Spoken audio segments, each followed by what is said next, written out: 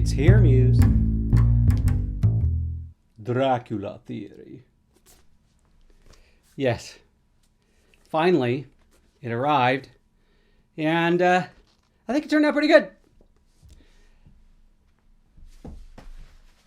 And that's part of what I want to talk about today, Muse. A subject that I don't ever really address.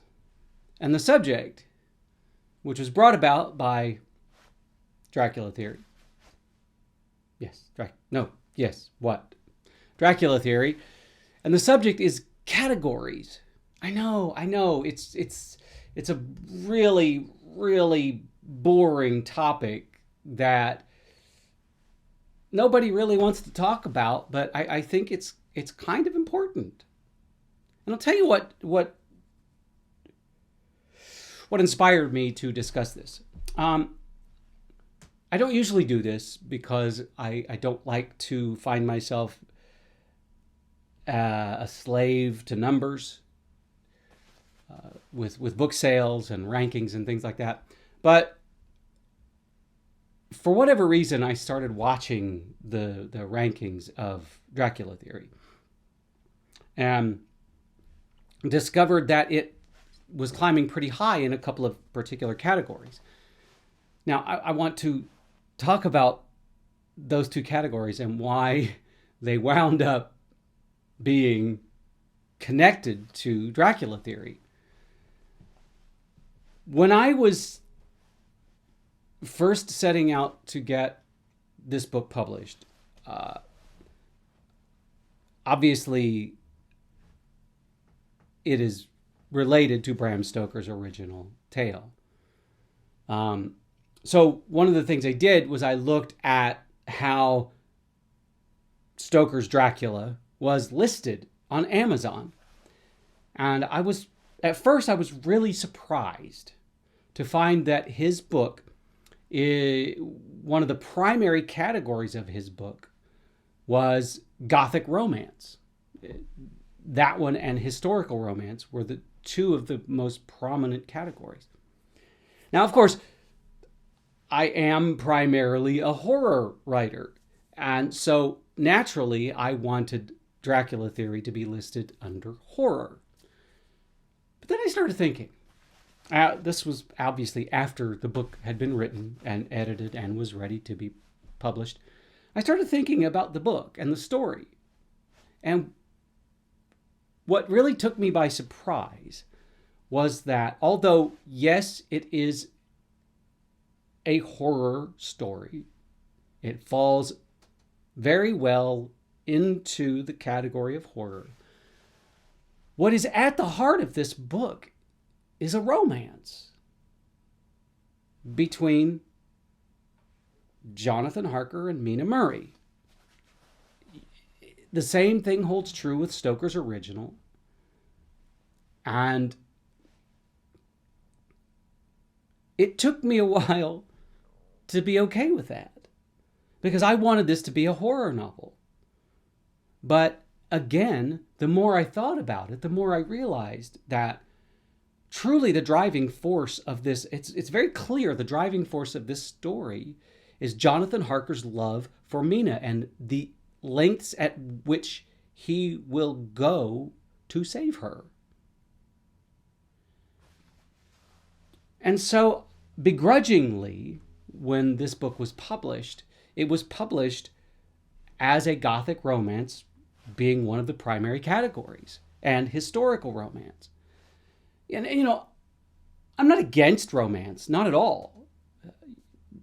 Romance makes up 70% of the market, or at least 70% of book sales go to romance.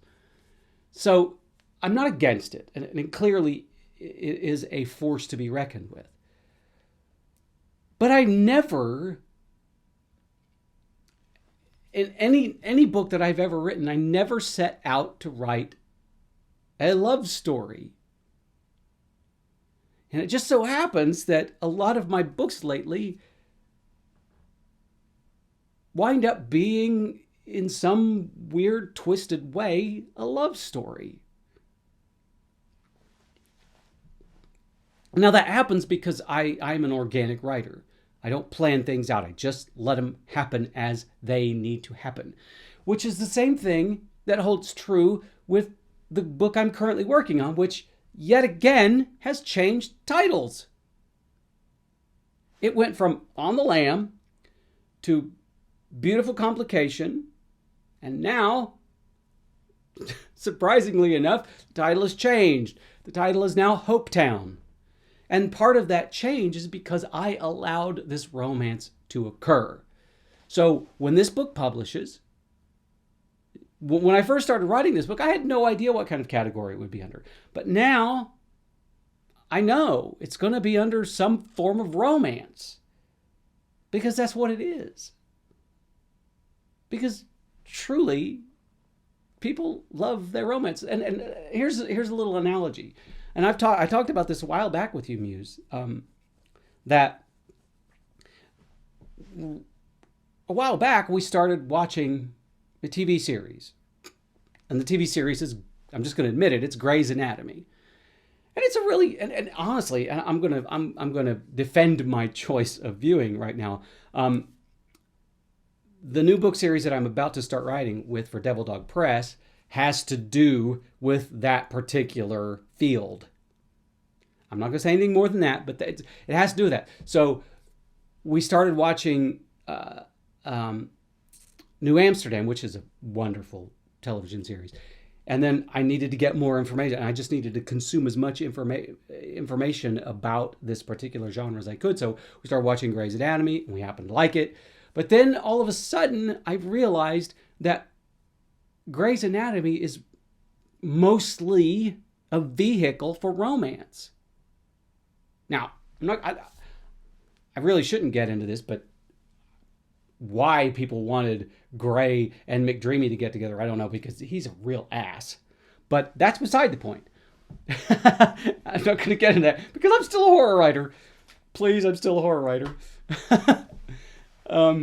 But the truth of the matter is people eat this stuff up.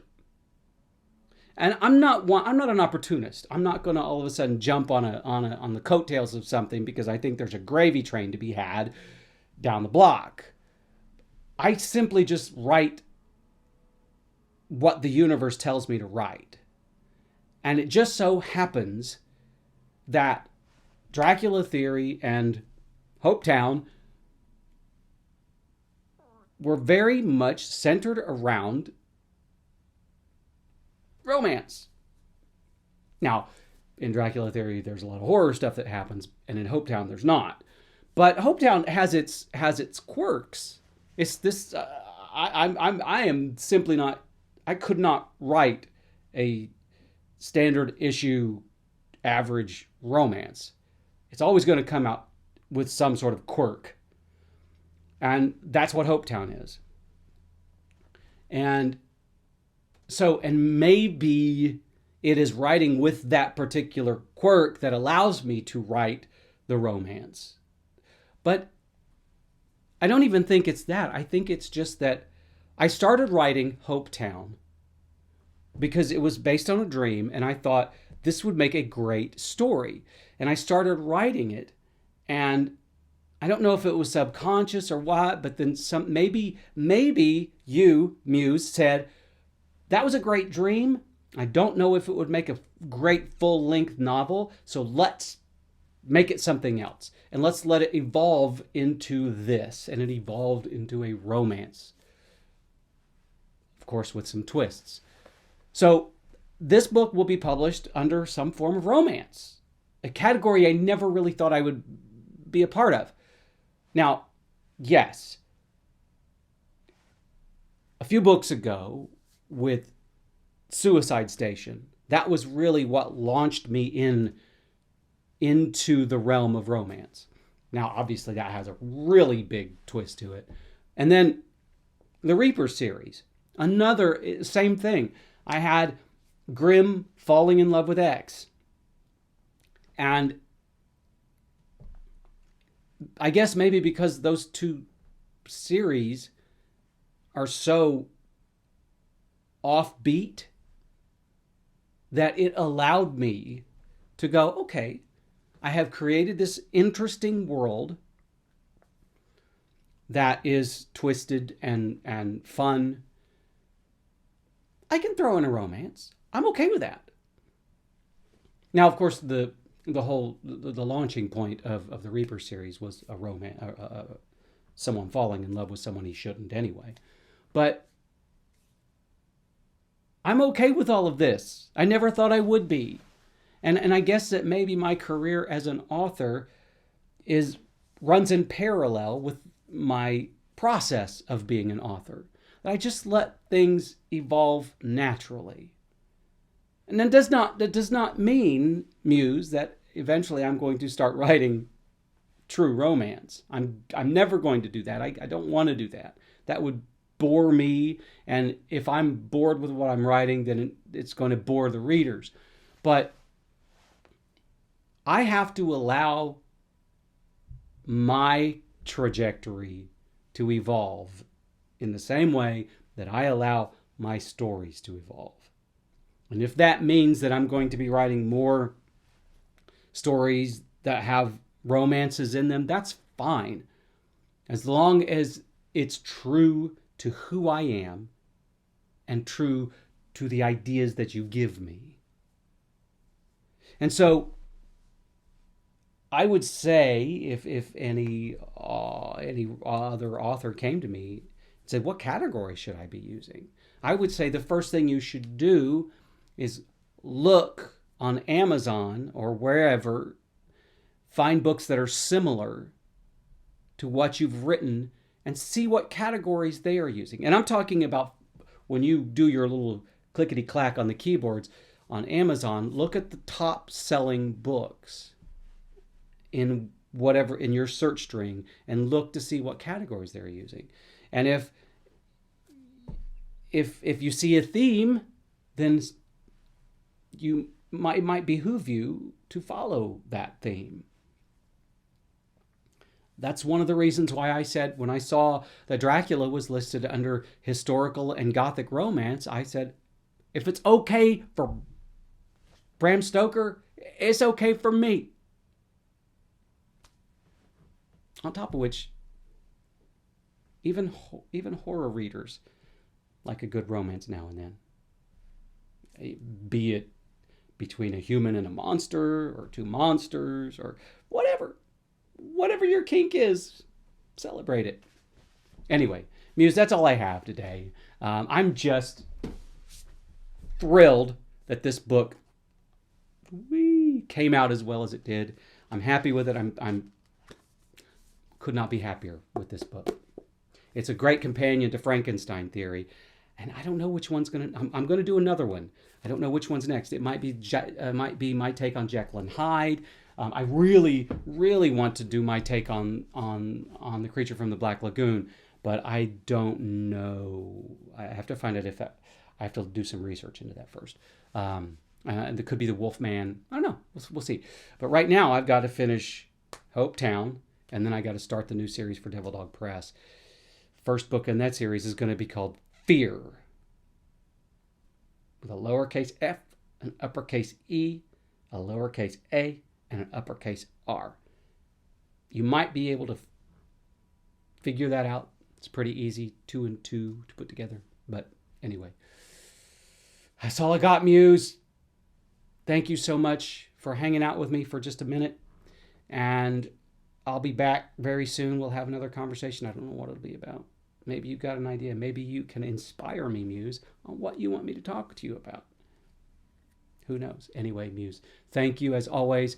You, my friend, my dear, dear friend, you are awesome.